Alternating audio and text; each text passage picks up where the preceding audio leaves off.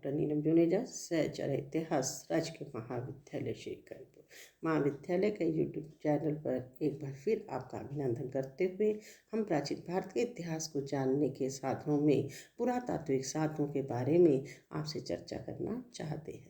प्राचीन काल के इतिहास को जानने के लिए हमारे पास जो साधन हैं, उन साधनों में पुरातात्विक साधन, जिसको आर्कियोलॉजिकल सोर्स के नाम से भी जाना जाता है, इसका भी बड़ा महत्वपूर्ण योगदान जो है माना जाता है। पुरातात्विक सोर्स साहित्यिक सोर्सों से भी अधिक प्रामाणिक जो है माने जाते हैं, अर्थात इससे हमें इतिहास के बारे में बहुत महत्वपूर्ण जानकारी यानी मिलती है, और जिससे हम इतिहास के बहुत से पक्षों के बारे में जानकारी अर्जित कर सकते हैं।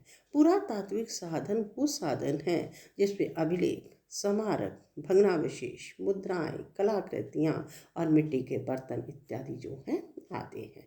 और जिसमें सबसे पहले हम बात अभिलेखों की करते हैं। हमारे प्राचीन भारत के इतिहास को जानने के साधनों में अभिलेख एक प्रामाणिक साधन है, और जो हमें कई रूपों में जो हैं मिलते हैं, और इससे हमें राजाओं के बारे में, उनके राज्य विस्तार के बारे में और उनकी शासन व्यवस्था के बारे में, और इसके अलावा राज्य की सीमाओं में उनके बारे में और राजा के व्यक्तित्व इत्यादि के बारे में जानकारी जो है मिलती है।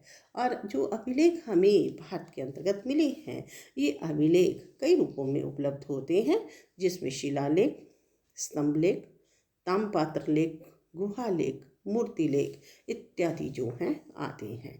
अब हम बात करते हैं कि ये अभिलेख जो मिले हैं, ये कई भाषाओं में लिखे गए हैं, जिसमें पाली, प्राकृत और संस्कृत भाषाएं जो हैं ये प्रमुख मानी जाती हैं। इसके अलावा कुछ अभिलेख तमिल, मलयालम, कन्नड़ और तेलुगु भाषा में भी हैं, लिखे हुए हैं। और ये अभिलेख जो मिले हैं वो ब्राह्मी और खरोष्ठी लिपि के अंतर्गत जो हैं लिखे हुए उपलब्ध होते हैं। और सबसे प्राचीन अभिलेख जो हैं मौर्य वंश के राजा अशोक के समय के हैं। अशोक जो मौर्य वंश के बड़े पराक्रमी राजा थे, और कहते कि वो अपने विजय अभियानों के साथ साथ अपने धर्म के लिए बड़े विख्यात माने जाते थे। बौद्ध धर्म को अंगीकार करने के बाद उन्होंने उसके प्रचार के लिए जो कार्य किए और आम लोगों तक उसे पहुंचाने के लिए उन्होंने कई अभिलेख जो थे अंकित करवाए।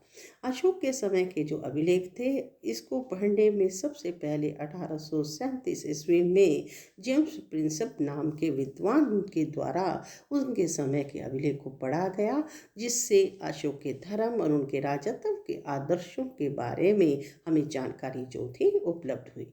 अशोक के समय के अभिलेखों में सरकारी अभिलेख और निजी अभिलेख दोनों आते हैं। सरकारी अभिलेखों के अंतर्गत तो राज्य और राजनीति और उनके विजय अभियान और राज्य के द्वारा किए गए कार्य इत्यादि के बारे में जानकारी मिलती है। और निजी अभिलेखों के अंतर्गत उनके समय के जो अभिलेख हैं उसमें मंदिर, मूर्तियाँ इत्यादि जो थी जो बनवाई गई, वहाँ पर वो अभिलेख लिखवाए गए, जिसे निजी अभिलेख जो है कहा जाता है। अशोक के समय के अभिलेखों में हमें शिलालेख जो बड़े और लघु दोनों रूपों में मिले हैं, और इसके अलावा उनके समय के अभिलेखों में स्तंभ लेख, मूर्ति लेख, गुहा लेख इत्यादि मिलते हैं। और जिससे हम अशोक के समय की महत्वपूर्ण घटना, उनके कलिंग विजय और उनका राज्यारोहण और उनके द्वारा बौद्ध धर्म को अंगीकार करना और उसके प्रचार और प्रसार के लिए किए गए कार्य और लोगों में नैतिकता के विचार को यानी लाने के लिए उन्होंने किस प्रकार लोगों को प्रेरित किया, इन सब के बारे में जानकारी मिलती है। अशोक के अलावा प्राचीन काल के बहुत से महत्वपूर्ण राजा हुए, उनसे संबंधित अनेकों अभिलेख हैं जो इतिहास के बारे में जानकारी देते हैं। फॉर एग्जाम्पल, समुद्रगुप्त के समय का प्रयाग प्रशस्ति अभिलेख जो समुद्रगुप्त के विजय अभियानों के बारे में, कलिंग के राजा खारवेल के समय का हाथी गुफा अभिलेख, ये कलिंग के राजा खारवेल के संदर्भ में, और गौतमी पुत्र शातकर्णी और बलश्री के समय का नासिका अभिलेख, रुद्रदामन के समय का गिरनार का अभिलेख, और स्कंदगुप्त के समय का भित्री का स्तंभ लेख, और चंद्रगुप्त सेकंड जो कहना चाहिए कि गुप्त काल के राजा थे, उनके समय में का मेहरौली का लौह स्तंभ लेख, ये भी इतिहास के बारे में जानकारी देता है। ठीक इसी प्रकार चालुक्य नरेश पुलिकेशन सेकंड के समय का ऐहोल का अभिलेख, और कहते प्रतिहार नरेश मिहिर भोज के समय का ग्वालियर प्रशस्ति अभिलेख इत्यादि ऐसे हैं जो हमें उस समय के राजा, उनके कार्य, उनके विजय अभियान, उनकी शासन व्यवस्था, जनता के लिए क्या कार्य किए, इस सब के बारे में जानकारी देते हैं। अब हम पुरातात्विक यानी साधनों में बात करते हैं स्मारक और भग्नावशेष। ये स्मारक और भग्नावशेष दो अलग अलग शब्द हैं। स्मारक जो हमें इमारतों के रूप में, मंदिरों के रूप में, भवनों के रूप में मिलते हैं, और भग्नावशेष थे तो भी स्मारक यानी कि स्मारकों के रूप में, लेकिन जो वर्तमान समय में खंडित जो हैं हो चुके हैं उसे भग्नावशेष जो है कहते हैं। लेकिन इस भग्नावशेष और स्मारक से हम इतिहास के कुछ ऐसे पक्षों की जानकारी हासिल कर सकते हैं जिसमें राजनीतिक, धार्मिक, सामाजिक, आर्थिक, सांस्कृतिक इत्यादि स्थिति के बारे में जानकारी जो है मिलती है। और ये स्मारक जो हैं इसे कला के बारे में और उसके कार्यक्रम के बारे में और समय समय पर जो मंदिर और महल इत्यादि बनाए गए उनकी वास्तुकला के बारे में हमें जानकारी मिलती है। उदाहरण के लिए उत्तरी भारत के मंदिर जो थे उनकी विशेषताओं में नागर शैली के बारे में, और दक्षिण भारत के मंदिर जो बने हुए हैं उसे द्रविड़ शैली के बारे में जानकारी उपलब्ध होती है। ठीक इसी प्रकार जब भग्नावशेषों की बात आती है, जैसे हड़प्पा और मोहनजोदड़ो नामक स्थान पर जो उत्खनन का कार्य हुआ है, उत्खनन के उस कार्य से हमें प्राचीन सिंधु घाटी की सभ्यता और उस सिंधु घाटी की सभ्यता की लोगों की सामाजिक, धार्मिक, राजनीतिक, आर्थिक यानी विशेषताएं क्या थी और नगर निर्माण योजना किस प्रकार की थी, इसके बारे में जानकारी मिलती है। और इसके साथ साथ मानव जीवन के बड़े महत्वपूर्ण पक्ष, उनके रहन सहन, उनके खान पान, उनकी वेशभूषा, और कहते हैं कि इसके साथ साथ लोगों दैनिक जीवन में किन वस्तुओं का उपभोग करते थे, इन सब के बारे में जानकारी हमें ये भग्नावशेष जो है देते हैं। और इन्हीं भग्नावशेषों में जैसे तक्षशिला का नाम आता है, वो प्राचीन काल का एक बड़ा महत्वपूर्ण नगर था, लेकिन उसके भग्नावशेषों से ये पता लगता है कि ये नगर कम से कम 3 बार ये नष्ट हुआ और इसका 3 बार निर्माण जो था किया गया। और पाटलिपुत्र जो मगध की राजधानी थी, इससे हमें पाटलिपुत्र की नगर निर्माण योजना उस समय या मौर्य काल के समय में, यानी उस समय इसका कितना महत्व था, इसका निर्माण किस लिए किया गया, इन नवीन जानकारियाँ इससे प्राप्त होती हैं। गुप्त काल के स्मारकों में कानपुर के पास भित्री गांव का मंदिर, नचना कुठार का पार्वती मंदिर, सिरमौर का लक्ष्मी मंदिर और देवगढ़ का दशावतार मंदिर इत्यादि जो हैं वो गुप्तकालीन संस्कृति के बारे में यानी हमें जानकारी प्रदान करते हैं। ठीक इसी प्रकार स्मारकों में बात आती है सांची और भरूच के। कहते कि स्मारकों की खजुराहो, महाबलीपुरम, अजंता और अलोरा के यानी कि गुफाओं की बात आती है। इससे भी हमें इतिहास के बारे में हमें जानकारी जो है मिलती है।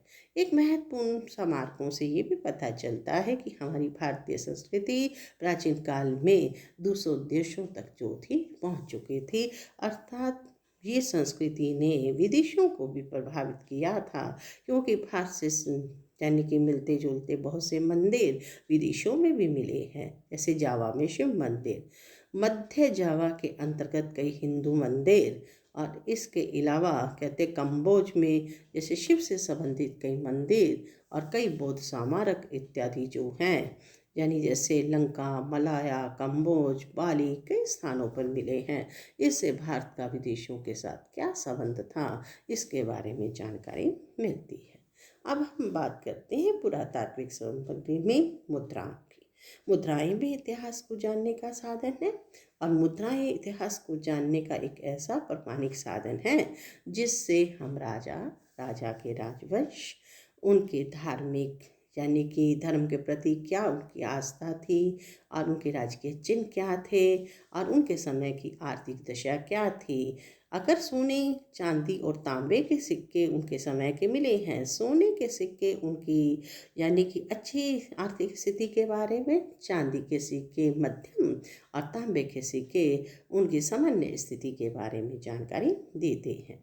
लेकिन ये सिक्के जो हैं, मुद्राएं जो हैं, इतिहास को जानने का एक ऐसा साधन है जिससे हम राजाओं के राजवंश और उनकी उपलब्धियों के साथ साथ उनकी सीमाओं विस्तार के बारे में भी जानकारी ले सकते हैं।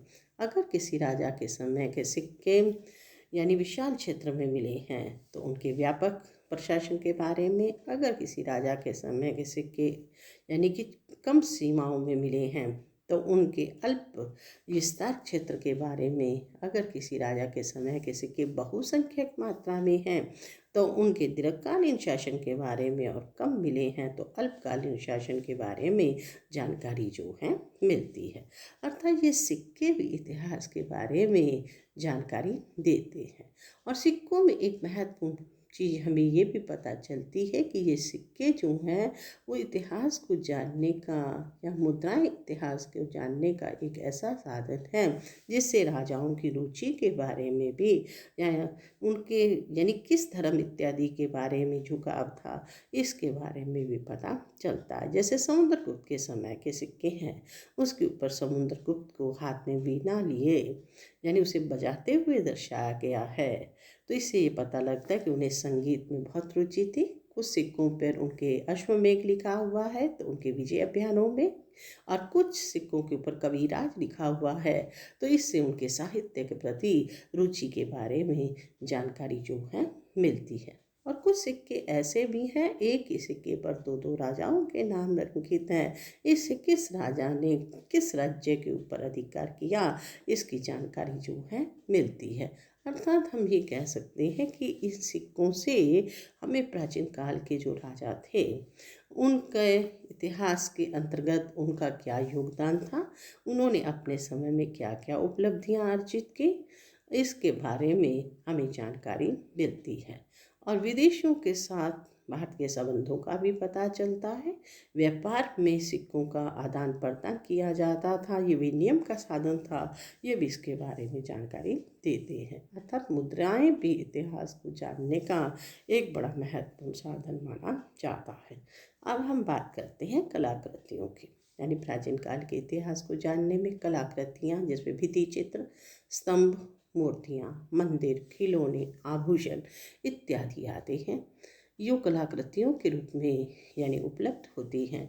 इससे भी हम इतिहास के बारे में जानकारी जो है ले सकते हैं। अर्थात ये कलाकृतियाँ भी हमें समय समय पर यानी कि इतिहास में क्या परिवर्तन हुए, क्या क्या विकास हुआ, लोगों की रुचि किस में रही, इस सब के बारे में जानकारी देते हैं।